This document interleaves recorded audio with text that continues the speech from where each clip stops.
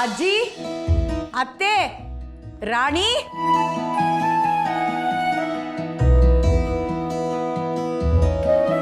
ಇಂದ್ರ, ಏನಮ್ಮ ಇದೆಲ್ಲ? ಚಿಗವ್ವ, ಇನ್ನು ಮುಂದೆ ಹಿಂಗೆಯ ದಿನಾ ಪೂಜೆ ಪುನಸ್ಕಾರ ಎಲ್ಲ ಇಂದ್ರಿನೇ ಮಾಡ್ತಾಳೆ. ಇನ್ಮ್ಯಾಕೆ ನಾನು ಅಣ್ಣ ಅದಕ್ಕೆ ಅಜ್ಜಿ ಚಿಗವನ್ನ ಸೇವೆ ಮಾಡ್ಕೊಂಡೇ ಇರ್ತೀವಿ.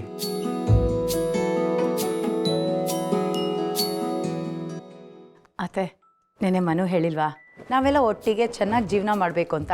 ಅದಕ್ಕೆ ಇನ್ನು ಮುಂದೆ ನಾನು, ನನ್ನ ಗಂಡ, ನನ್ನ ಮೈದ್ನ ಒಟ್ಟಿಗೆ ಬದುಕಬೇಕು ಅಂತ ಹೀಗೆಲ್ಲ ಮಾಡ್ತಾ ಇದ್ದೀವಿ. ಎಲ್ಲರೂ ಪುನರ್ಜನ್ಮ ಎತ್ಕೊಂಬಂದಿದ್ದೀವಿ. ಅದಕ್ಕೆ ನಮ್ಮನ್ನ ನೀವು ಒಪ್ಕೊಂಡಿದ್ದೀರಾ ಅಂತ ಗೊತ್ತು, ಆದರೆ ನಾವು ನಿಮ್ಮನ್ನು ಪ್ರೀತಿಯಿಂದ ಅಪ್ಕೊಂಡಿದ್ದೀವಿ ಅಂತ ತೋರಿಸೋದಕ್ಕೆ ದೇವ್ರ ಸಾಕ್ಷಿಯಾಗಿ ಇದನ್ನೆಲ್ಲ ಮಾಡ್ತಿದ್ದೀವಿ. ಏ ಸೋಮೇಗೌಡ, ನಿನ್ನೆನೇ ಆಯ್ತಲ್ಲ, ಮತ್ತೆ ಅದನ್ನೇ ಕೆದ್ಕಿ ಏನು ಕೇಳ್ತಾ ಇದೀಯಾ? ಅಜ್ಜಿ, ನಾನು ಹೇಳ್ತೀನಿ. ನೆನ್ನೆ ನಮ್ದೇನಿತ್ತು ನಾವು ಹೇಳಿದ್ವಿ. ಇವತ್ತು ಅವ್ರಿಗೇನು ಅನ್ಸೈತಿ ಅವ್ರು ಹೇಳೋರು ಯಾಕೆ?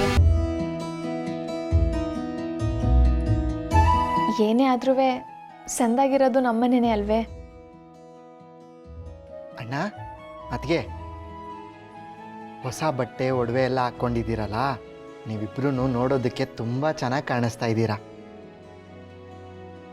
ನಿಮ್ಗಿನ್ನೂ ಒಡವೆ ಬಟ್ಟೆ ಬೇಕಿದ್ರೆ ನನಗೆ ಹೇಳಿ, ನಾನು ಕೊಡ್ತೀನಿ.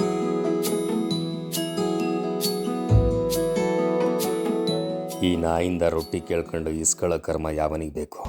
ತಲೆ ಸಿಡಿಸಿ ಕಿರೀಟ ಕಿತ್ಕತ್ತೀನಿ, ಎದೆ ಬಗ್ದು ಪಟ್ಟ ಪಡ್ಕತ್ತೀನಿ. ಮನು, ತಮ್ಮ ಅಂದರೆ ನಿನ್ನಂಗಿರ್ಬೇಕು ಕಲ. ಅಣ್ಣ, ಇಷ್ಟು ದಿನ ಅಣ್ಣ ಅಂದರೆ ರಾಮ ನೆನೆಸ್ಕೊತಿದ್ರು, ಆದರೆ ಇನ್ಮ್ಯಾಕೆ ತಮ್ಮ ಅಂದರೆ ಮನು ಥರ ಇರಬೇಕು ಅಂತ ಕೂಡ ಅಂತಾರೆ.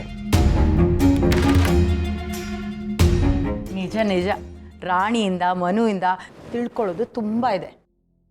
ಅಕ್ಕ, ನಮಗೆ ಬೇಕಿರೋದು ಹೊಗಳಿಕೆ ಅಲ್ಲ, ಒಬ್ರಿಗೊಬ್ರು ಅರ್ಥ ಮಾಡಿಕೊಂಡು ಅನುಸರಿಸ್ಕೊಂಡು ಹೋಗೋ ಕುಟುಂಬ. ನಮ್ಮನೆ ಇನ್ಮೇಲೆ ಹೀಗೆ ಇರಬೇಕಪ್ಪ ಭಗವಂತ.